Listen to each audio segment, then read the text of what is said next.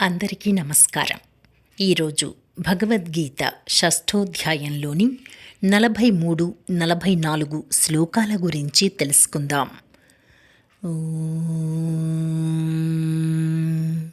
శ్రీకృష్ణ పరబ్రహ్మణే నమః. శ్రీమద్భగవద్గీత అథః షష్ఠోధ్యాయః. ఆత్మసంయమయోగః. శ్రీభగవానువాచ. తత్ర తం బుద్ధిసంయోగం లభతే పౌర్వదేహికం యతతే చ తతో భూయః సంసిద్ధౌ కురు నందన.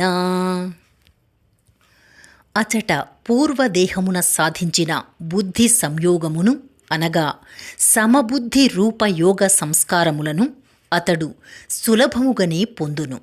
ఓ కురునందన, ఆ బుద్ధి సంయోగ ప్రభావమున అతడు మరల పరమాత్మ ప్రాప్తి సిద్ధించుటకై మునుపటి కంటెను అధికముగా సాధన చేయును.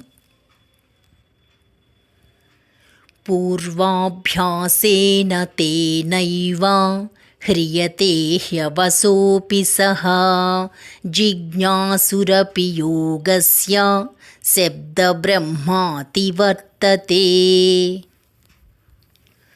శ్రీమంతుల ఇంటిలో జన్మించిన యోగభ్రష్టుడు పరాధీనుడైనను పూర్వ సాధన ప్రభావమున నిస్సందేహముగా భగవంతుని వైపు ఆకర్షితుడగును.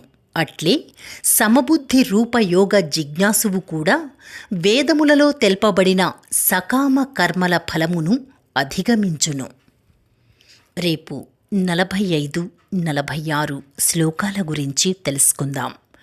డిస్క్రిప్షన్లో శ్లోకం భావం కూడా ఉంటాయి, చూస్తూ వినవచ్చు. శ్రీకృష్ణార్పణమస్తు.